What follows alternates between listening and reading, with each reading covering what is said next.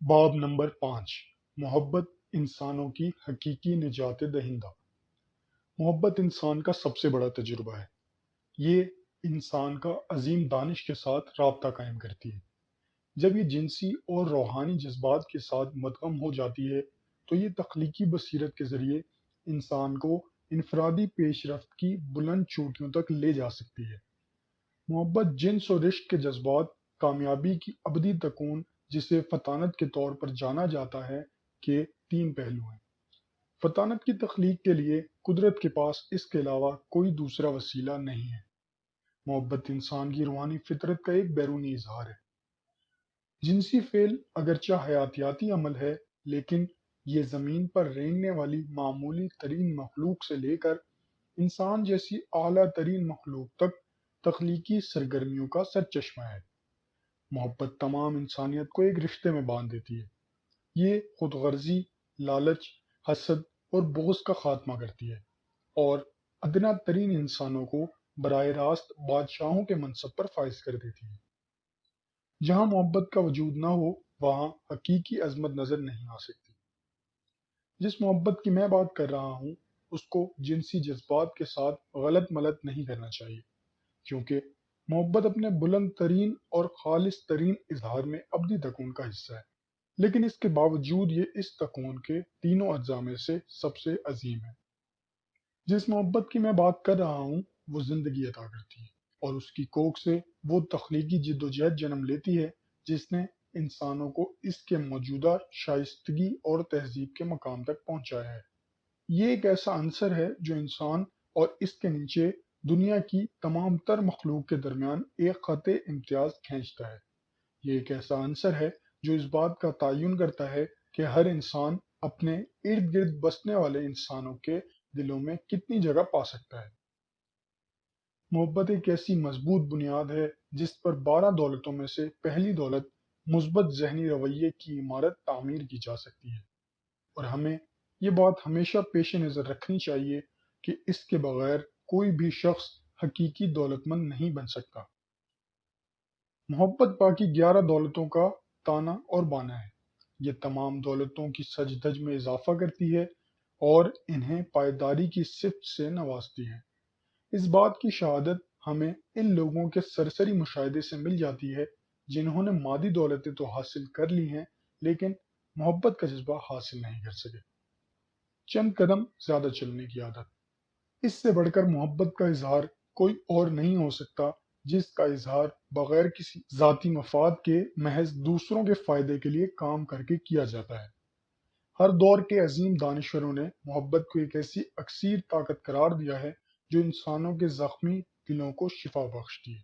امریکی قوم کے ایک عظیم دانشور نے محبت کی ایک ایسے کلاسک انداز میں تشریح کی ہے جو ہمیشہ زندہ رہے گی۔ وہ کہتا ہے، زندگی کے کالے بادل میں محبت واحد قوس و قزح ہے۔ یہ صبح اور شام کا ستارہ ہے۔ یہ بچے پر چمکتی ہے اور اپنی شعاعیں خاموش مقبرے پر بکھیرتی ہے۔ یہ فن کی ماں ہے، شاعر، محب وطن اور فلاسفر کو جذبہ عطا کرتی ہے۔ یہ ہر دل کی روشنی، ہر گھر کی معمار ہے اور ہر آتش دان میں آگ روشن کرنے والی قوت ہے۔ حیات جاوداں کی نوید ہے۔ یہ دنیا کو ترنم سے بھر دیتی ہے، کیونکہ موسیقی محبت کی آواز ہے۔ محبت ایک ایسا جادو ہے، ایک ایسا طلسم ہے جو بیکار چیزوں کو شادمانی میں بدل دیتی ہے اور عام افراد کو بادشاہوں، ملکاؤں کے مقام پر فائز کر دیتی ہے۔ یہ ہمارے قلب کے پھول کی خوشبو ہے، اور اس مقدس جذبے کے بغیر ہم حیوانوں سے بھی کم تر ہیں، لیکن اس کی موجودگی میں زمین جنت ہے اور ہم دیوتا ہیں۔ محبت ایک کایا کلپ ہے۔ یہ انسان کو شرافت، پاکیزگی اور شان و شوکت سے نوازتی ہے۔ محبت سے زمین اپنا حسن اور آسمان اپنی شان و شوکت مستعار لیتا ہے۔ انصاف، نفس کشی، سخاوت اور رحم محبت کی کوکھ سے جنم لیتے ہیں۔ محبت کے بغیر شان و شوکت ماند پڑ جاتی ہے، شرافت دم توڑ جاتی ہے، فن مر جاتا ہے، موسیقی اپنا مفہوم کھو دیتی ہے اور نیکی کا وجود ختم ہو جاتا ہے۔ جو انسان حقیقت میں عظیم ہے وہ تمام انسانیت سے محبت کرتا ہے۔ وہ اچھے اور برے تمام انسانوں سے محبت کرتا ہے۔ اچھے لوگوں سے وہ فخر و انبساط کا اظہار کرتے ہوئے محبت کرتا ہے، برے لوگوں سے وہ رحم اور افسوس کا اظہار کرتے ہوئے محبت کرتا ہے۔ اگر وہ حقیقت میں عظیم ہے تو وہ جانتا ہے کہ اچھے اور برے لوگ دراصل حالات کی پیداوار ہوتے ہیں، کیونکہ اپنی جہالت کی وجہ سے حالات ان کے قابو میں نہیں ہوتے۔ اگر کوئی آدمی حقیقت میں عظیم ہے تو وہ رحم دل، ہمدرد اور بردبار ہوگا۔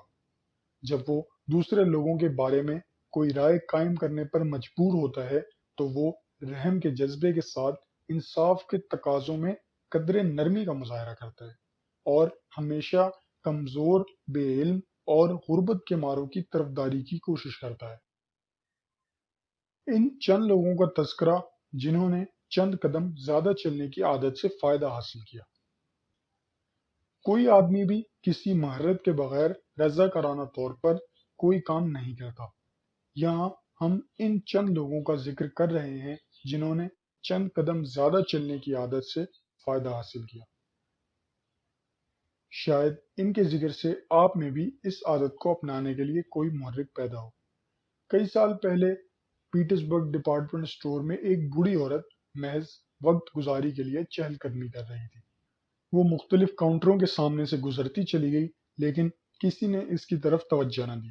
تمام کلرک اسے ایک بیکار بوڑھی عورت خیال کر رہے تھے جو کچھ بھی خریدنے کا ارادہ نہیں رکھتی تھی۔ جب وہ ان میں سے کسی کاؤنٹر پر کھڑی ہوتی تو وہاں موجود کلرک کسی اور سمت دیکھنا شروع کر دیتا۔ آخر وہ خاتون ایک کاؤنٹر پر آئی جہاں ایک نوجوان کلرک کھڑا تھا۔ اس نے بڑی شائستگی سے جھکتے ہوئے پوچھا کہ کیا وہ اس کے کسی کام آ سکتا ہے۔ نہیں، بوڑھی عورت نے جواب دیا، میں صرف وقت گزار رہی ہوں، بارش رکنے کا انتظار کر رہی ہوں تاکہ گھر جا سکوں۔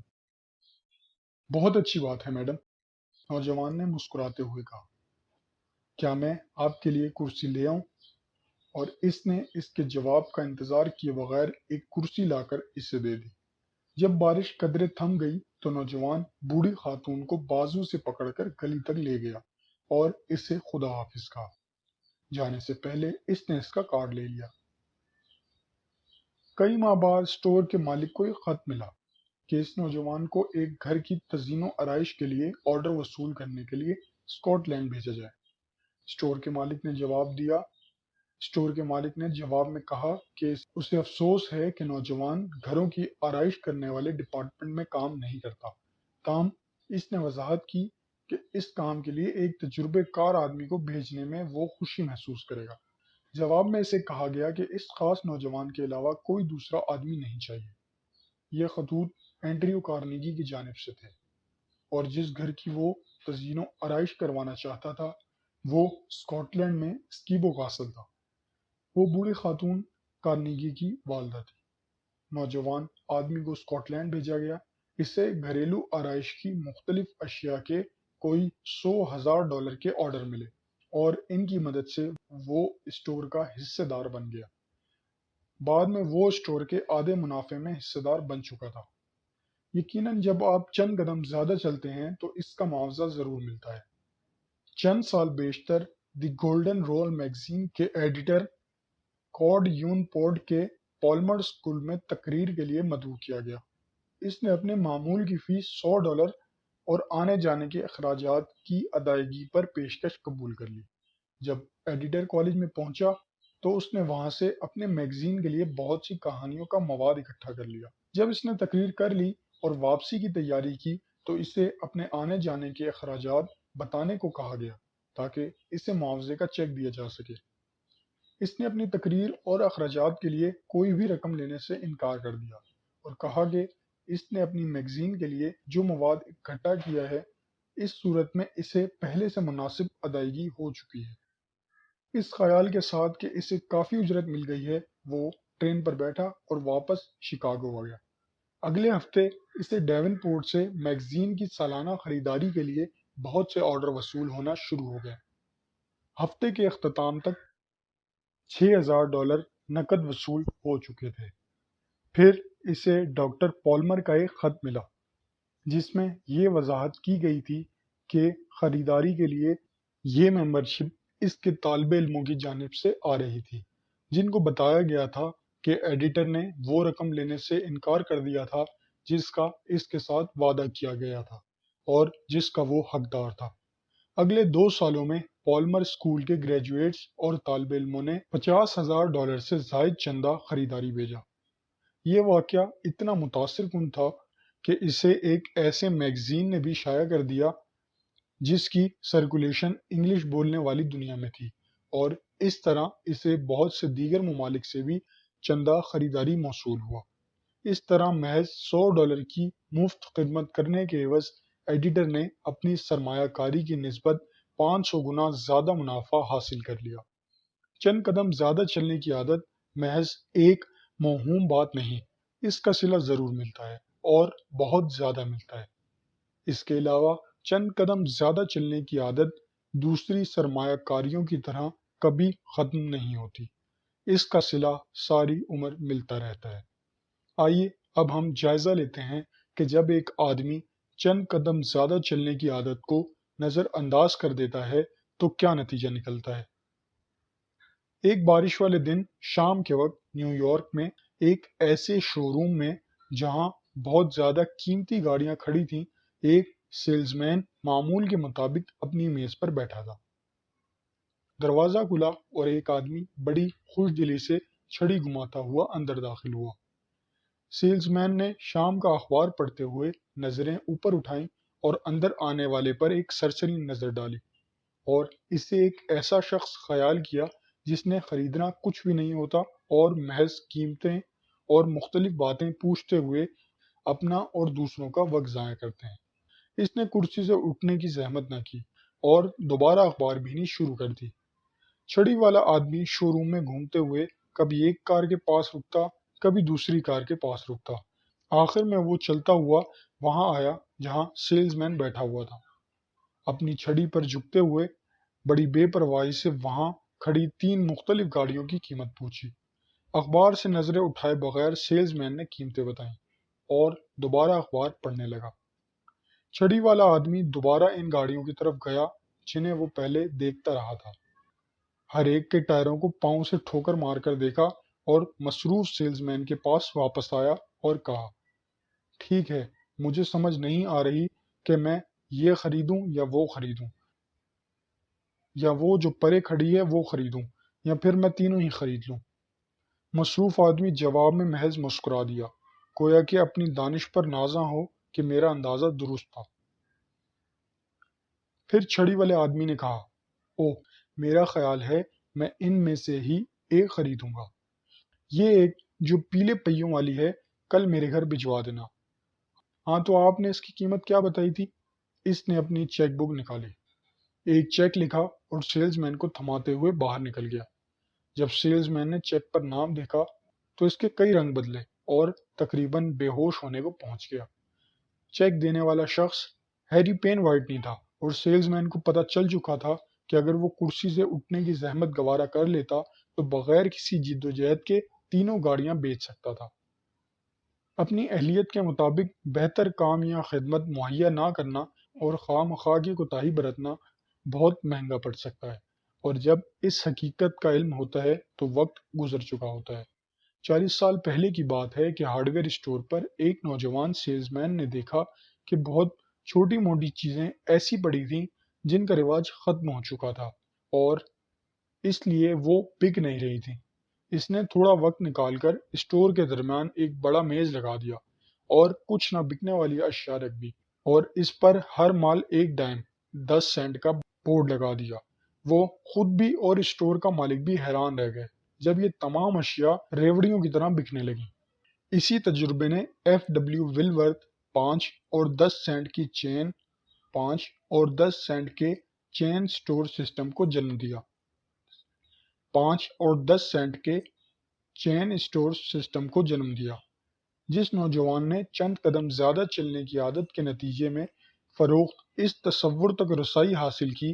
اس کا نام فرینک ڈبلیو ولورتھ تھا۔ اس تصور نے اسے $5 کروڑ سے زیادہ دولت سے نوازا۔ اس کے علاوہ اسی تصور نے اور بھی بہت سے لوگوں کو دولت مند بنا دیا۔ کسی نے بھی نوجوان ولورتھ کو اس کی ذاتی صوابدید کے حق کو استعمال کرنے کا مشورہ نہیں دیا تھا، نہ ہی کسی نے اسے اس کام کا معاوضہ ادا کیا تھا، لیکن اس کا یہ عمل اسے ہمیشہ کے لیے دولت سے نوازتا چلا گیا۔ جب اس نے اس تصور کو عملی شکل دے دی تو بڑھتی ہوئی مسلسل آمدنی نے اسے آرام سے بٹھا دیا۔ جتنا کسی کو معاوضہ ادا کیا جاتا ہے، اس سے بڑھ کر کام کرنے کی عادت میں ایک عجیب خاصیت پائی جاتی ہے کہ یہ اس شخص کو اس وقت بھی فائدہ پہنچا رہی ہوتی ہے جبکہ وہ سویا ہوتا ہے۔ جب یہ ایک دفعہ کام شروع کر دیتی ہے تو پھر اتنی تیزی سے دولت کے ڈھیر لگاتی چلی جاتی ہے، ایسا محسوس ہوتا ہے گویا الادین کے چراغ سے جنوں کی ایک فوج اس کام پر لگا دی ہے، جو سونے کے بیگ بھر بھر کر لا رہے ہیں۔ تقریباً 30 سال پہلے چارلز ایم شواب ذاتی ریل کار ٹرین سے علیحدہ ہو کر پینسلوینیا میں واقع اس کے اسٹیل پلانٹ کے قریب آ کر رکی۔ یہ ایک سرد دھند آلود صبح تھی۔ جیسے ہی وہ کار سے باہر نکلا، اس کا استقبال ایک نوجوان نے کیا جس کے ہاتھ میں اسٹینوگرافروں والی نوٹ بک تھی۔ اس نے فوری طور پر اپنا تعارف کروایا کہ وہ اسٹیل کمپنی کے جنرل آفس میں اسٹینوگرافر ہے، اور وہ نیچے کار کے پاس اس لیے آیا کہ شاید مسٹر شواب کوئی خط لکھوانا یا کوئی ٹیلی گرام بھیجنا چاہتے ہوں۔ مجھے ملنے کے لیے تمہیں کس نے کہا تھا؟ مسٹر شواب نے پوچھا۔ کسی نے بھی نہیں، نوجوان نے جواب دیا۔ میں نے وہ ٹیلی گرام دیکھی تھی جس میں آپ کے آنے کی اطلاع تھی، لہٰذا میں آپ کو ملنے کے لیے نیچے آ گیا تھا۔ شاید میں آپ کی کوئی خدمت کر سکوں۔ ذرا غور کریں، وہ اس امید سے نیچے آیا تھا کہ شاید اسے کرنے کے لیے کوئی کام مل جائے جس کے لیے اسے کوئی ادائیگی نہیں کی گئی تھی، اور وہ بغیر کسی کے کہنے پر اپنی ذاتی صوابدید پر نیچے آیا تھا۔ مسٹر شواب نے بڑی نرمی کے ساتھ اس کا شکریہ ادا کیا اور کہا کہ اسے اس وقت اسٹینوگرافر کی ضرورت نہیں ہے۔ احتیاط کے ساتھ نوجوان آدمی کا نام نوٹ کرتے ہوئے اس نے اسے واپس اپنے کام پر جانے کو کہا۔ اسی رات جب پرائیویٹ کار واپس نیو یارک جانے کے لیے رات کی ٹرین کے ساتھ جوڑی گئی تو اس میں وہ نوجوان اسٹینوگرافر بھی سوار تھا۔ مسٹر شواب کی درخواست پر اس کا تقرر نیو یارک میں اسٹیل میگنیٹ کے ایک اسسٹنٹ کے طور پر کر دیا گیا تھا۔ اس نوجوان کا نام ولیمز تھا۔ وہ مسٹر شواب کے زیر سایہ کئی سال تک خدمات سر انجام دیتا رہا، اور اس دوران بغیر کسی مطالبے یا توقع کے اسے بار بار ترقی کے بے شمار موقع میسر ہوئے۔ یہ بات بہت اہمیت کی حامل ہے کہ وہ لوگ جو چند قدم زیادہ چلنے کو اپنا اوڑھنا بچھونا بنا لیتے ہیں، مواقع ان کے پیچھے پیچھے بھاگتے ہیں۔ آخر کار اسے ایک ایسا موقع ملا جسے وہ نظر انداز نہ کر سکا۔ اسے امریکہ کی سب سے بڑی ڈرگ کمپنی کا صدر اور بہت بڑا اسٹاک ہولڈر بنا دیا گیا۔ یہ ایک ایسی ملازمت تھی جس نے اسے اس کی ضرورت سے زیادہ دولت سے نوازا۔ چند قدم زیادہ چلنے کی عادت کے فوائد صرف تنخواہ دار طبقے تک ہی محدود نہیں ہیں۔ یہ ملازم رکھنے والے کے لیے بھی ایسے ہی کام دکھاتی ہے جیسا کہ ملازمت کرنے والے کے لیے۔ جیسا کہ ایک تاجر نے، جسے ہم اچھی طرح جانتے ہیں، ذاتی طور پر اسے آزما کر دیکھا ہے۔ اس کا نام آرتھر ناش تھا۔ اس کا کاروبار درزیوں کے استعمال کی اشیاء کی سپلائی تھا۔ چند سال پہلے اس کا کاروبار خوب چل رہا تھا۔ کچھ ایسے حالات نے جن پر اس کا ظاہراً کوئی اختیار نہ تھا، اس کے کاروبار کو تباہی کے کنارے پر لا کھڑا کیا۔ اس کے راستے میں ایک اور بڑی رکاوٹ یہ پیدا ہو گئی تھی کہ اس کے ملازمین اس کے شکست خوردگی کے جذبے کو بھانپ گئے تھے، اور انہوں نے بھی اپنے کام میں سستی کا مظاہرہ کرنا شروع کر دیا تھا اور مایوسی کا شکار ہو گئے تھے۔ اس کی حالت بہت زیادہ مایوسانہ ہو چکی تھی۔ فوری طور پر کچھ نہ کچھ کرنا ضروری ہو چکا تھا تاکہ وہ اپنا کاروبار جاری رکھ سکے۔ محض مایوسی کے عالم میں اس نے اپنے ملازمین کو اکٹھا کیا اور انہیں صورتحال سے آگاہ کیا۔ جب وہ بات کر رہا تھا تو اس کے ذہن میں ایک خیال تھا۔ اس نے بتایا کہ وہ گولڈن رول میگزین میں ایک کہانی پڑھ رہا تھا جس میں بتایا گیا تھا کہ کس طرح اس کے ایڈیٹر نے چند قدم زیادہ چلنے کے اصول پر عمل کرتے ہوئے معاوضہ لینے سے انکار کر دیا تھا اور اس کے بدلے اسے رضاکارانہ طور پر $6,000 سے زیادہ چندہ خریداری حاصل ہو گیا تھا۔ اس نے یہ کہتے ہوئے بات ختم کر دی کہ اگر وہ اور اس کے سارے ملازمین اس جذبے کا مظاہرہ کرتے ہوئے چند قدم زیادہ چلنے کا تہیہ کر لیں تو وہ کاروبار کو بچا سکتے ہیں۔ اس نے اپنے ملازمین سے کہا کہ اگر وہ اس شرط پر اس کے ساتھ اس تجربے میں شامل ہونے کو تیار ہوں کہ وہ وقتی طور پر تنخواہ کو بھول جائیں گے، کام کے گھنٹوں کو بھول جائیں گے اور اپنی بہترین کوششیں کاروبار کے لیے وقف کر دیں گے تو وہ کاروبار کو جاری رکھ سکے گا۔ اور اس نے وعدہ کیا کہ اگر کاروبار اس بحران سے نکل گیا اور آمدنی شروع ہو گئی تو وہ ہر ملازم کو اچھے معقول بونس کے ساتھ تنخواہیں مل جائیں گی۔ ملازمین نے اس بات کو پسند کیا اور یہ تجربہ کرنے پر تیار ہو گئے۔ اگلے دن انہوں نے اپنی تھوڑی بہت بچتیں لا کر رضاکارانہ طور پر مسٹر ناش کو قرض کے طور پر دے دی۔ ہر ایک نے ایک نئے جذبے کے ساتھ کام کرنا شروع کر دیا اور جلد ہی کاروبار میں ایک نئی زندگی آنا شروع ہو گئی۔ بہت جلد یہ منافع کی بنیادوں پر واپس آ گیا اور پھر یہ اس طرح پھلنے پھولنے لگا کہ پہلے آج تک کبھی بھی ایسا پھیلا اور پھولا نہ تھا۔ 10 سال بعد کاروبار نے مسٹر ناش کو دولت مند بنا دیا تھا اور ملازمین پہلے سے زیادہ خوشحال ہو چکے تھے اور ہر کوئی خوش تھا۔ آرتھر ناش فوت ہو چکا ہے۔ آج اس کا کاروبار امریکہ میں اپنے میدان میں دوسرے تمام ہم پیشہ کاروباروں کی نسبت سب سے زیادہ کامیاب ہے۔ جب مسٹر ناش نے ہاتھ کھڑے کر دیے تو ملازمین نے کاروبار کو اپنے ہاتھوں میں لے لیا۔ ان میں سے کسی سے بھی پوچھ لیجئے کہ وہ چند قدم زیادہ چلنے کے اصول کے بارے میں کیا خیال کرتے ہیں، آپ کو جواب مل جائے گا۔ اس کے علاوہ ناش کے کسی سیلز مین سے ملیں اور اس جذبے اور ولولے اور اس کی خود اعتمادی کا جائزہ لیں۔ جب چند قدم زیادہ چلنے کا جذبہ کسی کے ذہن میں گھر کر لیتا ہے تو وہ ایک دوسری قسم کا انسان بن جاتا ہے۔ دنیا کے بارے میں اس کا نقطہ نظر تبدیل ہو جاتا ہے اور وہ مختلف نظر آتا ہے کیونکہ وہ حقیقت میں مختلف ہوتا ہے۔ شاید یہ مناسب مقام ہے کہ آپ کو چند قدم زیادہ چلنے، یعنی جتنا کسی کو معاوضہ ادا کیا جاتا ہے اس سے بڑھ کر کام کرنے کی عادت کے بارے میں ایک اہم پہلو سے روشناس کرایا جائے، اور وہ یہ ہے کہ جو آدمی یہ کام کرتا ہے اس پر یہ ایک عجیب اثر ڈالتی ہے۔ عمومی فائدہ اس شخص کو نہیں پہنچتا جس کے لیے کام کیا جا رہا ہوتا ہے، یہ فائدہ اسے حاصل ہوتا ہے جو یہ کام کر رہا ہوتا ہے، جو کہ ایک تبدیل ہونے کی صلاحیت، زیادہ خود اعتمادی، پیش قدمی کی زیادہ جرأت، زیادہ ولولہ اور جذبہ، زیادہ بصیرت اور مقصد کی قطعیت عطا کرتا ہے۔ اور یہ تمام خاصیتیں ہیں جو یقینی کامیابی کی ضامن ہیں، جو آپ چاہتے ہیں اسے حاصل کرنے کا ایک آسان طریقہ۔ آپ لوگ جو معاوضے کی خاطر کام کرتے ہیں انہیں بونے اور کاٹنے کے پیشے کے بارے میں زیادہ جاننے کی ضرورت ہے۔ پھر آپ کو سمجھ لگے گی کہ کیوں کوئی بھی شخص ناکافی محنت کے بیج بوتے ہوئے ہمیشہ بھرپور معاوضے کی فصل نہیں کاٹ سکتا۔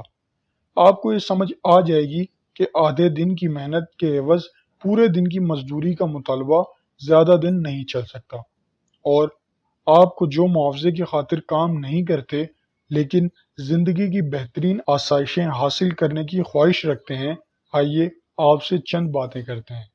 آپ عقل مندی کا مظاہرہ کرتے ہوئے جن اشیاء کی آپ کو خواہش ہے ان کو حاصل کرنے کا آسان اور یقینی طریقہ کیوں نہیں اختیار کرتے؟ جی ہاں، ایک ایسا طریقہ موجود ہے جس کے ذریعے آپ زندگی کے جس میدان میں بھی آگے بڑھنا چاہتے ہیں اس میں آسانی اور یقینی طور پر آگے بڑھ سکتے ہیں، اور اس راز سے ہر وہ شخص آگاہ ہے جو چند قدم زیادہ چلنے کی عادت کو اپنا وتیرہ بنا لیتا ہے۔ اس راز کو آپ کسی اور طریقے سے عیاں نہیں کر سکتے کیونکہ یہ ان زیادہ قدموں میں لیٹا ہوا ہے۔ قوس قزح کے سرے پر سونے کی دیگ کا ہونا محض پریوں کی کہانی نہیں ہے۔ چند مزید قدم جہاں ختم ہوتے ہیں وہاں پر قوس قزح کا سرا ہوتا ہے، اور یہی جگہ ہے جہاں سونے کی دیگ دفن ہے۔ قوس قزح کے سرے کو کوئی بھی شخص نہیں پکڑ سکتا۔ جب کوئی شخص اس جگہ پہنچتا ہے جہاں وہ سمجھتا ہے کہ قوس قزح کا سرا موجود ہوگا تو وہ اسے اس سے بھی آگے دور نظر آ رہا ہوتا ہے۔ ہم میں سے اکثر کے ساتھ مصیبت یہ ہے کہ ہم نہیں جانتے کہ قوس قزح کا پیچھا کیسے کیا جائے۔ جو لوگ اس راز سے واقف ہیں وہ جانتے ہیں کہ قوس قزح کے سرے تک صرف چند قدم زیادہ چلتے ہوئے ہی پہنچا جا سکتا ہے۔ 45 برس قبل سپہر دیر گئے ولیم سی ڈیورنٹ بینک میں داخل ہوا۔ بینکنگ کا وقت ختم ہو چکا تھا اور ایک ایسے کام کے لیے کہا گیا جو عام طور پر بینکنگ اوقات میں ہی ممکن ہو سکتا تھا۔ وہ آدمی جس نے یہ بے وقت خدمت انجام دی ایک انڈر آفیسر کارل ڈاؤنی تھا۔ اس نے نہ صرف اس کا کام کر دیا بلکہ چند قدم زیادہ چلتے ہوئے اس کی عزت افزائی بھی کی۔ اس کا رویہ ایسا تھا کہ ڈیورنٹ کو یوں محسوس ہوا کہ وہ حقیقتاً بڑی خوش دلی سے اس کی خدمت کر رہا ہے۔ یہ ایک عام سا واقعہ تھا اور اپنے وجود میں کسی اہمیت کا حامل نہ تھا۔ مسٹر ڈاؤنی کو یہ خیال بھی نہیں گزرا تھا کہ اس کی یہ عزت افزائی جو اس نے دی تھی اس قدر دور کے اثرات کی حامل ہوگی۔ دوسرے دن مسٹر ڈیورنٹ نے ڈاؤنی کو اپنے دفتر آنے کے لیے کہا اور اسے ملازمت کی پیشکش کی جسے ڈاؤنی نے قبول کر لیا۔ اسے جنرل آفس میں ایک میز دیا گیا جہاں اندازاً 100 کے لگ بھگ آدمی بھی کام کرتے تھے۔ اسے بتایا گیا کہ کام کے اوقات 8:30 سے 5:30 تک ہوں گے اور اس کی معمولی تنخواہ مقرر کی گئی۔ پہلے دن کے اختتام پر جب دن کے خاتمے کا اعلان کرتے ہوئے گھنٹی بجی تو ڈاؤنی نے دیکھا کہ ہر شخص ہیٹ اور کوٹ اٹھاتے ہوئے دروازے کی طرف لپکا۔ وہ خاموش بیٹھا دوسروں کو دفتر سے نکل جانے کا انتظار کرتا رہا۔ جب وہ چلے گئے وہ اپنی میز پر بیٹھا رہا اور اس جلد بازی پر تیزی سے غور کرتا رہا جس کا مظاہرہ ہر کسی نے چھٹی کے موقع پر کیا تھا۔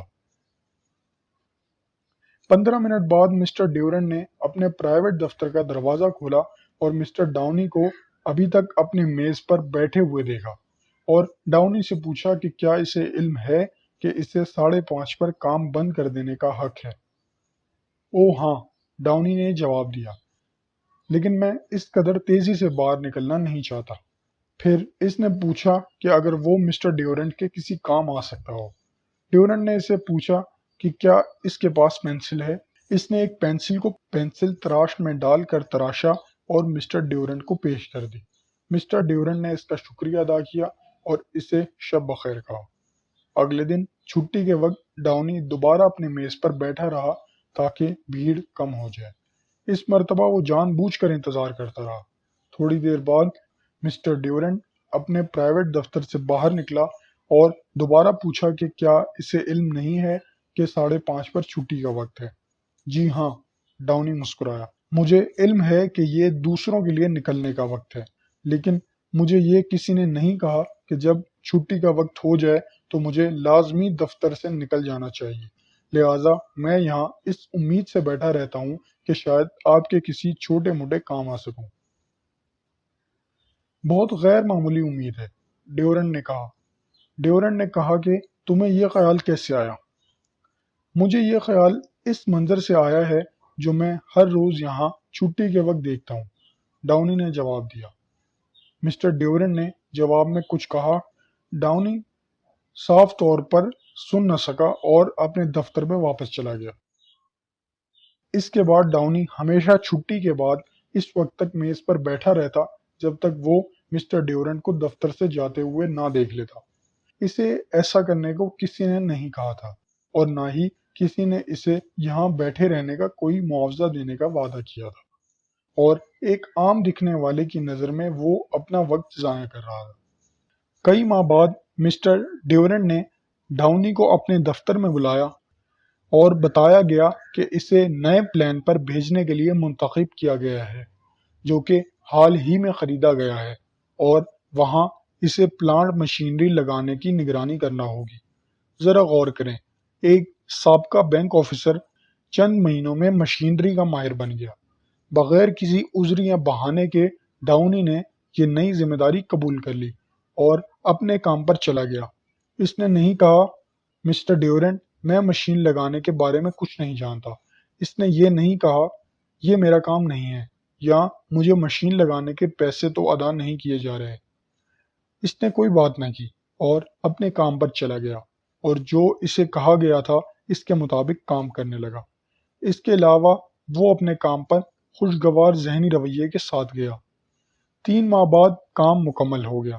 یہ سارا کام ایسے اچھے اور خوبصورت طریقے سے انجام دیا گیا کہ مسٹر ڈیورنٹ نے ڈاؤنی کو اپنے دفتر میں بلایا اور اس سے پوچھا کہ اس نے مشینری کے بارے میں کہاں سے سیکھا تھا۔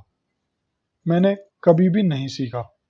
میں نے اپنے ارد گرد جائزہ لیا، وہ آدمی تلاش کیے جو جانتے تھے کہ یہ کام کیسے ہوگا، انہیں کام پر لگایا اور انہوں نے یہ کام کر دیا۔ بہت خوب، مسٹر ڈیورنٹ نے کہا۔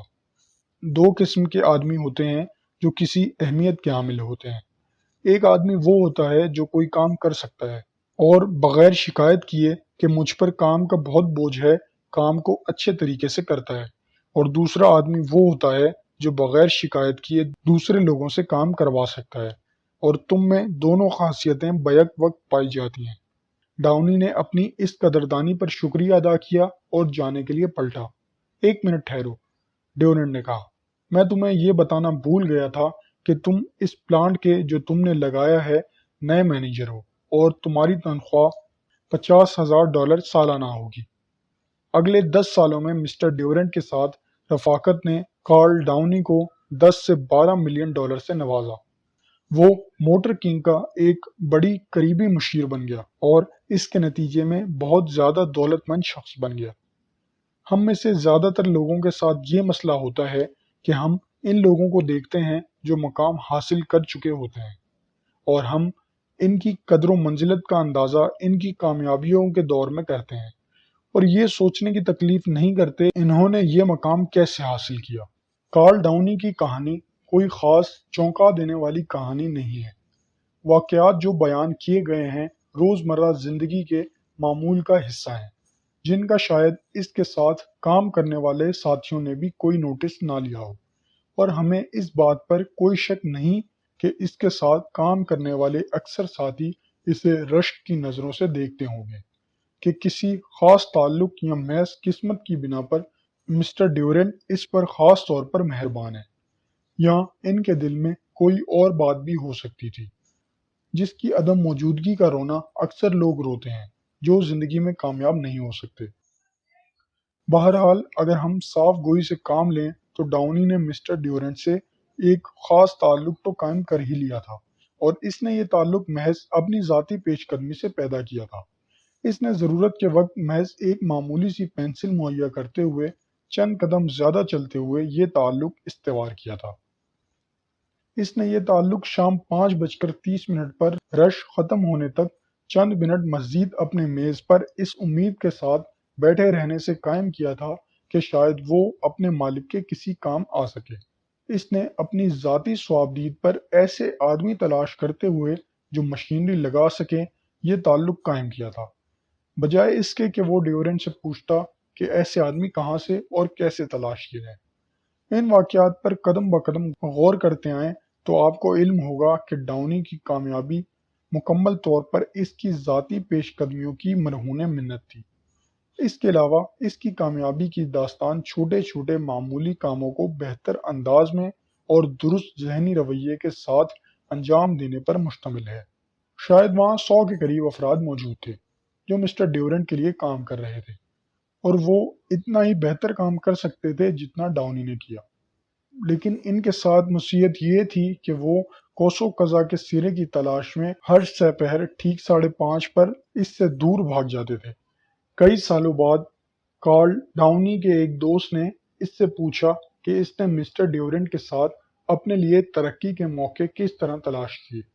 اس نے سادگی سے جواب دیا، میں نے یہ اپنی عادت بنا لی تھی کہ کسی نہ کسی طرح اس کے سامنے موجود رہوں تاکہ وہ مجھے دیکھ سکے۔ جب وہ کسی معمولی کام کے لیے ادھر ادھر دیکھتا تو مجھے ہی آواز دیتا، کیونکہ وہاں میرے علاوہ کوئی اور ہوتا ہی نہیں تھا۔ اس طرح ہر کام کے لیے مجھے آواز دینا اس کی عادت بن گئی تھی۔ محض ایک اس بات سے ہمیں مسٹر ڈاؤنی کی ترقی کا سارا راز سمجھ آ جاتا ہے کہ ڈاؤنی کو آواز دینا مسٹر ڈیورنٹ کی عادت بن چکی تھی۔ اس کے علاوہ اسے یہ بات بھی سمجھ آ گئی تھی کہ ڈاؤنی اپنی ہر ذمہ داری کو چند قدم زیادہ چلتے ہوئے نبھانے کی صلاحیت رکھتا ہے۔ کیا دنیا میں کوئی ایسا شخص موجود ہے جو سنجیدگی سے یہ دعویٰ کر سکے کہ اگر کارل ڈاؤنی ٹھیک 5:30 شام کو دفتر سے نکل جایا کرتا تو اس کی پوزیشن بہتر ہو سکتی تھی؟ اگر وہ ایسا کرتا تو اسے وہی معمولی تنخواہ ملنی تھی جو اس کے کام کے مطابق ہوتی، اور اس سے زیادہ کچھ بھی حاصل نہیں کر سکتا تھا۔ وہ اس سے زیادہ کس طرح حاصل کر سکتا تھا؟ اس کی قسمت اس کے اپنے ہاتھ میں تھی۔ یہ اس واحد استحقاق میں لپٹی ہوئی تھی جو کہ دنیا کے ہر شہری کا بنیادی استحقاق ہے، یعنی ذاتی ثوابدید کا حق، جس کو استعمال کرتے ہوئے اس نے چند قدم زیادہ چلنے کو اپنی عادت بنا لیا تھا۔ اس لیے ساری کہانی سمجھ آ جاتی ہے۔ ڈاؤنی کی کامیابی اس کے علاوہ کوئی اور راز نہیں ہے، وہ اسے تسلیم کرتا ہے، اور ہر وہ شخص جو غربت تک اس کے سفر کے حالات سے باخبر ہے وہ اس راز کو جانتا ہے۔ اس بات کا جواب شاید کسی کے پاس نہیں ہوگا کہ کارل ڈاؤنی جیسے لوگ اتنے کم کیوں ہیں، جو چند قدم زیادہ چلنے، یعنی جتنا کسی کو معاوضہ دیا جاتا ہے اس سے قدرے زیادہ کام کرنے میں جو طاقت پوشیدہ ہے اسے سمجھ سکے ہوں۔ یہ تمام قابل ذکر کامیابیوں کا راز ہے، اس کے باوجود اسے بہت کم لوگ سمجھ سکے ہیں۔ اکثر لوگ اسے مالکوں کی ایک ایسی شاطرانہ چال خیال کرتے ہیں جس کی آڑ میں وہ اپنے ملازمین سے زیادہ کام لینے کی کوشش کرتے ہیں۔ ہسپانوی اور امریکی جنگ کے فوراً بعد ایلبرٹ ہبرڈ نے ایک کہانی لکھی جس کا عنوان تھا گارسیا کو ایک پیغام۔ اس نے مختصراً بیان کیا کہ کس قدر صدر ولیم میک کنیلے نے حکومت ریاست ہائے متحدہ کا ایک پیغام باغیوں کے سردار گارسیا تک پہنچانے کا کام ایک نوجوان امریکی فوجی رواں کے سپرد کیا، جبکہ گارسیا کے قیام کی درست جگہ کا کسی کو بھی علم نہ تھا۔ وہ کیوبا کے دشوار گزار جنگلوں میں ڈھونڈتے ہوئے آخر کار گارسیا تک جا پہنچا اور اسے پیغام پہنچا دیا۔ کہانی میں یہی بات بیان کی گئی تھی کہ ایک نوجوان فوجی نے انتہائی مشکل حالات میں حکم کی تعمیل کرتے ہوئے کام مکمل کیا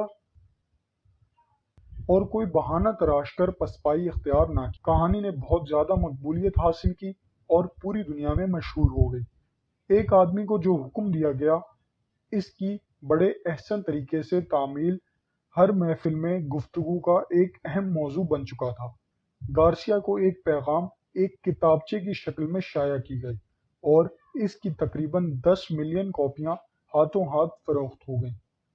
اس ایک کہانی نے ایلبرٹ ہبرڈ کو نہ صرف پوری دنیا میں بام شہرت پر پہنچا دیا بلکہ اسے بہت زیادہ دولت مند بھی بنا دیا۔ یہ کہانی کئی زبانوں میں ترجمہ کی گئی۔ جاپانی حکومت نے اسے چھپوا کر جاپانی روسی جنگ میں اپنے ہر سپاہی کو تقسیم کی۔ پینسلوینیا ریلوے کمپنی نے اپنے ہزاروں ملازمین میں تقسیم کیا۔ امریکہ کی بڑی بڑی لائف انشورنس کمپنیوں نے اسے اپنے تمام سیلز مینوں میں تقسیم کیا۔ 1913 میں بدقسمت بحری جہاز لوسی ٹینیامی سوار ایلبرٹ ہبرڈ ڈوب مرنے کے بعد بھی بہت عرصے تک گارسیا کو ایک پیغام امریکہ میں بہت زیادہ فروخت ہونے والی کتاب رہی۔ اس کہانی کے مقبول ہونے کی وجہ اس آدمی کی طلسماتی قوت تھی جس نے یہ کام انجام دیا اور بہتر طور پر انجام دیا۔ ایسے لوگوں کی اس دنیا میں ہمیشہ مانگ رہی ہے۔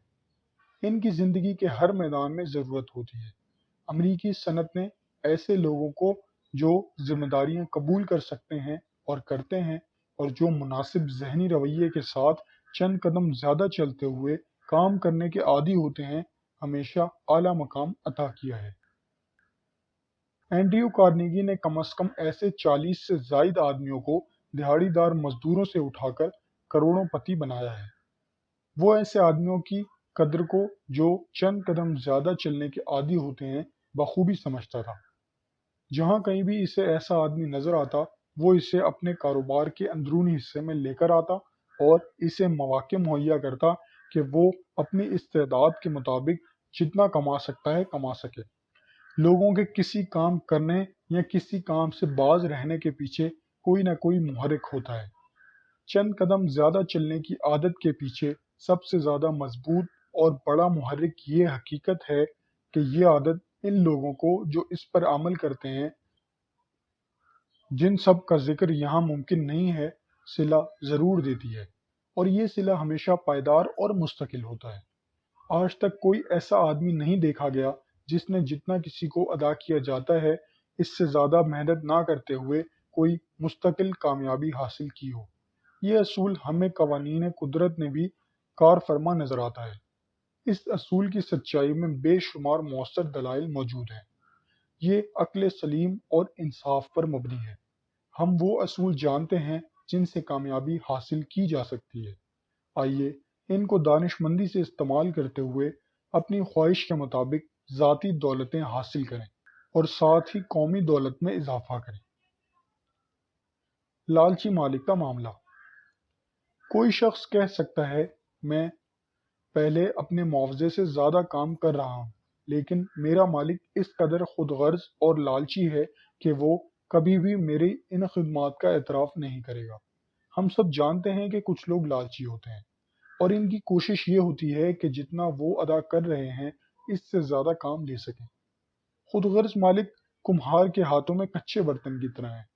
ان کی لالچ کی بنا پر انہیں اس بات کی طرف لایا جا سکتا ہے کہ وہ اس آدمی کو جو اس سے بڑھ کر کام کر رہا ہے جتنا کہ اسے ادائیگی کی جا رہی ہے کوئی صلہ یا انعام دے۔ لالچی آدمی ایسے آدمی کا چھوڑ کر جانا برداشت نہیں کر سکتا جو چند قدم زیادہ چلنے کا عادی ہو۔ وہ ایسے شخص کی قدر و قیمت جانتا ہے، لہٰذا یہی وہ لیور ہے جس کی مدد سے لالچی آدمی کو اس کے لالچ سے اکھاڑا جا سکتا ہے۔ زیرک آدمی جانتا ہے کہ اس لیور کو کیسے استعمال کیا جائے۔ اس کا طریقہ یہ ہے کہ کام کے معیار اور مقدار میں کمی کی بجائے اضافہ کیا جائے۔ اپنی خدمات بیچنے والا ایک زیرک انسان اپنی خدمات کے ایک لالچی خریدار کو اتنی ہی چابک دستی سے متاثر کر سکتا ہے جتنا کہ ایک خوبصورت خاتون اپنی پسند کے مرد کو متاثر کر سکتی ہے۔ اس کام کے لیے ایک مؤثر طریقہ کار وہی ہے جو ایک خوبصورت خاتون کسی مرد کو لبھانے کے لیے استعمال کرتی ہے۔ ایک زیرک شخص دوسرے ملازمین کی نسبت زیادہ اور بہتر کام کر کے اپنے آپ کو لالچی مالک کے لیے ناگزیر بنا لیتا ہے۔ لالچی مالک ایسے ملازم کی خاطر اپنا سب کچھ نچھاور کر دیتے ہیں۔ اس طرح مالکوں کا لالچ بھی اس شخص کے لیے ایک اثاثہ بن جاتا ہے جو چند قدم زیادہ چلنے کا عادی ہوتا ہے۔ ہم نے 100 سے زیادہ مرتبہ اس طریقہ کار کا استعمال ہوتے دیکھا ہے، جبکہ لالچی مالکوں کو ان کی اپنی کمزوری کے ذریعے ہی کامیابی سے قابو کیا گیا اور ایک مرتبہ بھی اس طریقے کو غلط ہوتے نہیں دیکھا گیا۔ بعض اوقات لالچی مالک بروقت کوئی قدم اٹھانے میں ناکام رہ جاتے ہیں، لیکن یہ ان کی اپنی ہی بدقسمتی ثابت ہوتی ہے، کیونکہ ملازم کسی حریف مالک کی نگاہوں میں آ جاتا ہے اور وہ زیادہ تنخواہ اور زیادہ سہولتوں کے ساتھ لے جاتا ہے۔ جو شخص چند قدم زیادہ چلنے کا عادی ہوتا ہے اس کے خلاف کسی کا دغا کرنا یا زیادتی کرنا ممکن نہیں ہوتا۔ اگر اسے اس ذریعے سے مکمل پذیرائی نہیں ملتی تو یہ دوسرے ذرائع سے خود بخود رضاکارانہ طور پر حاصل ہو جاتی ہے، اور عام طور پر اس وقت ملتی ہے جب اس کی توقع ہی نہیں کی جا رہی ہوتی۔ اگر ایک شخص جتنا اسے معاوضہ دیا جاتا ہے اس سے بڑھ کر کام کرتا ہے تو اسے یہ پذیرائی ضرور ملتی ہے۔ ایک شخص جو درست ذہنی رویے کے ساتھ چند قدم زیادہ چلنے کا عادی ہوتا ہے اسے کبھی بھی کام تلاش کرنے میں وقت ضائع نہیں کرنا پڑتا، کیونکہ کام اسے خود تلاش کر رہا ہوتا ہے۔ منڈیوں میں اچھے اور برے وقت آتے جاتے رہتے ہیں، کاروبار اچھا یا ماندہ ہو سکتا ہے، ملک جنگ کی حالت میں بھی ہو سکتا ہے اور امن کی حالت میں بھی، لیکن جو شخص ادا کیے جانے والے معاوضے سے زیادہ بہتر کام کرنے کا عادی ہوتا ہے وہ کسی نہ کسی کے لیے ضرور ناگزیر ہوتا ہے، اور یوں وہ ہر حالت میں اپنے روزگار کو یقینی بنائے رکھتا ہے۔ زیادہ معاوضوں اور ناگزیر پن میں چولی دامن کا ساتھ ہے، اور یہ ہمیشہ کام ملتا رہتا ہے، اور ان معاوضوں پر ملتا ہے جن کا مطالبہ انتہائی لالچی مزدور رہنما بھی نہیں کرتا۔ اکثر لوگ مواقع کی تلاش میں اپنی زندگیاں صرف کر دیتے ہیں۔ وہ اس انتظار میں رہتے ہیں کہ قسمت ان کے لیے ایسے مواقع لے کر آئے گی جن کے ذریعے انہیں وہ سب کچھ حاصل ہو جائے گا جس کی وہ خواہش کرتے ہیں، لیکن وہ انہیں اپنا ہدف کبھی نظر نہیں آتا، کیونکہ ان کا کوئی واضح ہدف ہوتا ہی نہیں۔ اس لیے ان کے پاس ایسا محرک نہیں ہوتا جو انہیں چند قدم زیادہ چلنے کی عادت اپنانے پر اکسا سکے۔ ان کی جلد بازی ان کے لیے نقصان دہ ثابت ہوتی ہے۔ وہ ایک چھوٹے حوض میں تیرتی ہوئی رنگین مچھلی کی طرح چکر پہ چکر کاٹتے چلے جاتے ہیں، اور بار بار اسی جگہ پر جہاں سے وہ شروع کرتے ہیں خالی ہاتھ اور مایوسی کے عالم میں واپس آ جاتے ہیں۔ لیکن ہمیں یہ ہرگز نہیں سمجھنا چاہیے کہ چند قدم زیادہ چلنے کے عمل کا معاوضہ ہمیشہ مادی دولتوں کی صورت میں ہی ملتا ہے۔ یہ عادت یقیناً روحانی دولتوں کا دروازہ کھٹکھٹانے میں اور اس ذریعے سے تمام تر انسانی ضروریات حاصل کرنے میں بھی مددگار ہوتی ہے۔ ایڈورڈ چوائٹ کی ولولہ انگیز کہانی۔ کچھ لوگ جو زیرک اور دانشمند ہیں، انہوں نے مالی منفعت کی خاطر ارادتاً چند زیادہ قدم چلنے کے اصول کو اپناتے ہوئے زندگی کی دولتوں کا راستہ تلاش کیا ہے۔ تاہم جو حقیقی طور پر عقل مند ہیں، وہ تسلیم کرتے ہیں کہ اس اصول پر عمل کرنے سے جو صلہ ملتا ہے وہ زندگی بھر کی پائیدار دوستیوں، ہم آہنگ انسانی تعلقات، اپنی مرضی کے کام کے مواقع، لوگوں کو سمجھنے کی صلاحیت، اپنی نعمتوں میں دوسروں کو شریک کرنے پر آمادگی کی شکل میں ظاہر ہوتا ہے۔ یہ سب کے سب زندگی کی 12 دولتوں میں شامل ہیں۔ ایڈورڈ چوائٹ ایک وہ انسان ہے جس نے اس حقیقت کو تسلیم کیا اور تمام دولتوں کی ماسٹر چابی ڈھونڈ لی۔ اس کا گھر لاس اینجلس میں ہے، اور اس کا کاروبار لائف انشورنس پالیسیاں بیچنا ہے۔ لائف انشورنس سیلز مین کے طور پر اپنے پیشے کی ابتدا میں وہ اپنی محنت سے ایک درمیانی زندگی بسر کر رہا تھا، لیکن اس نے اس میدان میں کوئی ریکارڈ وغیرہ نہیں توڑا تھا۔ ایک بدقسمت کاروباری مہم میں وہ اپنی ساری رقم ضائع کر بیٹھا اور واپس زمین پر آ گرا، اور مجبوراً اسے نئے سرے سے ابتدا کرنی پڑی۔ میں نے اسے ایک بدقسمت کاروباری مہم کہا ہے، جبکہ شاید مجھے ایک خوش بخت کاروباری مہم کہنا چاہیے تھا، چونکہ اس ناکامی کی وجہ سے اس نے انسانوں کی قسمتوں کے بارے میں غور کرنا شروع کیا، جو کسی کو کامیابیوں کی بلندی تک لے جاتی ہے اور کچھ کو وقتی شکستوں یا مستقل ناکامی سے دوچار کر دیتی ہے۔ اسی غور و فکر کے نتیجے میں وہ انفرادی کامیابی کے فلسفے کا طالب علم بن گیا۔ جب مسٹر چوائٹ چند قدم زیادہ چلنے کے سبق پر پہنچا تو اس کے رموز کو اس قدر باریکی سے سمجھ گیا کہ اس کی آنکھیں کھل گئیں۔ وہ اس حقیقت کو بھی پا گیا کہ مادی دولتوں کا نقصان ایک شخص کو ان بڑی دولتوں کے چشمے پر لے جاتا ہے جو اس کی روحانی قوتوں پر مشتمل ہوتی ہے۔ اس عظیم انکشاف کے ساتھ مسٹر چوائٹ نے ایک ایک کر کے زندگی کی 12 دولتیں حاصل کرنا شروع کر دیں۔ اس نے ان دولتوں میں سر فہرست دولت مثبت ذہنی رویے کو حاصل کرتے ہوئے اپنے اس کام کا آغاز کیا۔ وقتی طور پر اس نے لائف انشورنس پالیسیوں کے بارے میں جو اسے بیچنی چاہیے تھیں سوچنا چھوڑ دیا، اور اپنے ارد گرد ان لوگوں کے کام آنے کے مواقع تلاش کرنا شروع کر دیے جو ایسے مسائل میں دبے ہوئے تھے جنہیں وہ حل نہیں کر سکتے تھے۔ اسے پہلا موقع اس وقت حاصل ہوا جب اسے کیلیفورنیا کے صحراؤں میں ایک ایسا شخص ملا جو کان کنی کی مہم میں ناکام ہو چکا تھا اور فاقوں تک پہنچ گیا تھا۔ وہ نوجوان آدمی کو اپنے گھر لے آیا، اسے کھانا کھلایا، اس کی حوصلہ افزائی کی اور اسے اس وقت تک اپنے گھر میں رکھا جب تک اس کے لیے اچھی ملازمت تلاش نہ کر لی۔ اس قسم کا غریب نوازی پر مبنی فیاضانہ رویہ اختیار کرتے ہوئے چوائٹ کے ذہن میں مالی صنعت کا کوئی خیال نہیں تھا۔ ظاہر ہے کہ ایک غربت کا مارا روحانی طور پر ٹوٹا پھوٹا نوجوان لائف انشورنس کا متوقع خریدار کبھی نہیں بن سکتا تھا۔ اس کے بعد دیگر بدقسمت افراد کی امداد کے مواقع اس قدر پیدا ہونا شروع ہو گئے کہ یوں محسوس ہوتا تھا گویا مسٹر چوائٹ ایک ایسا مقناطیس بن گیا ہے جو صرف مشکل مسائل میں گھرے ہوئے افراد کو اپنی طرف کھینچتا ہے۔ پھر منظرنامہ تبدیل ہو گیا اور ایڈورڈ چوائٹ کے حالات ایک ایسا رخ اختیار کرنے لگے جس کی اسے کوئی توقع نہیں تھی۔ اس کی لائف انشورنس کی فروخت میں اضافہ ہوتا چلا گیا اور پھر معاوضے پر معاوضے ہوتے چلے گئے۔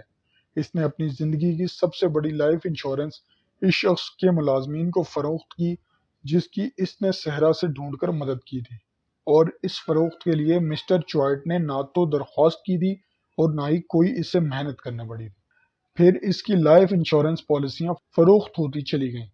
اسے خود بھی علم نہیں تھا کہ یہ سب کچھ کیسے ہو رہا ہے، اور اسے پہلے کی نسبت بہت زیادہ کم محنت کرنا پڑتی تھی۔ گاہک خود بخود اس کے پاس پہنچ جاتے تھے۔ اس کا کاروبار پھیلتا چلا گیا یہاں تک کہ اس نے وہ ہدف حاصل کر لیا جس کی لائف انشورنس کا ہر سیلز مین شدید خواہش رکھتا ہے۔ اسے $1 ملین راؤنڈ ٹیبل کا ساری عمر کے لیے مستقل ممبر بنا دیا گیا۔ یہ اعزاز ان لوگوں کو دیا جاتا ہے جو مستقل 3 سال تک $1 ملین کی انشورنس فروخت کرتے ہیں۔ لہٰذا روحانی دولتیں حاصل کرتے ہوئے اسے مادی دولتیں بھی حاصل ہو گئیں، اور اس قدر بہتات میں حاصل ہوئیں کہ اس نے کبھی سوچا بھی نہ تھا۔ غریب نوازی کا کردار ادا کرتے ہوئے اسے بمشکل 6 سال کا مختصر عرصہ گزرا تھا جب اس نے سال کے پہلے 4 مہینوں میں $2 ملین سے بھی زیادہ انشورنس پالیسیاں فروخت کی تھیں۔ اس کی کامیابی کی یہ داستان پورے ملک میں پھیل گئی اور اسے مختلف انشورنس کنونشنوں سے خطاب کرنے کی دعوتیں ملنے لگیں، چونکہ دوسرے سیلز مین بھی یہ جاننا چاہتے تھے کہ اس نے اس میدان میں ایسی قابل رشک پوزیشن کیسے حاصل کی، اور اس نے ایسے دوسرے تمام لوگوں کے برعکس جنہوں نے زندگی میں اعلیٰ کامیابیاں حاصل کی ہوتی ہیں، بڑے واضح اور کھلے دل کے ساتھ یہ تسلیم کیا کہ اس نے اپنی تمام تر کامیابیاں دوسروں کے فلسفے کو استعمال کرتے ہوئے حاصل کی ہیں۔ عام لوگ جو کامیابیاں حاصل کرتے ہیں ان کے بارے میں وہ عام طور پر یہ تاثر دینے کی کوشش کرتے ہیں کہ ان کی اپنی عقل و دانش کا نتیجہ ہے۔ بہت کم لوگ ایسے ہوتے ہیں جو کھلے دل سے اپنے کسی محسن کا ذکر کرتے ہیں۔ یہ ایک افسوسناک بات ہے کہ دنیا میں ایڈورڈ چوائٹ جیسے لوگ بہت کم ہوتے ہیں۔ ایڈورڈ چوائٹ مادی لحاظ سے بھی اتنا دولت مند ہے جتنا کہ وہ چاہتا ہے، جبکہ وہ روحانی طور پر بہت ہی زیادہ دولت مند ہے، کیونکہ زندگی کی ان 12 دولتوں سے مالا مال ہے جن کے سامنے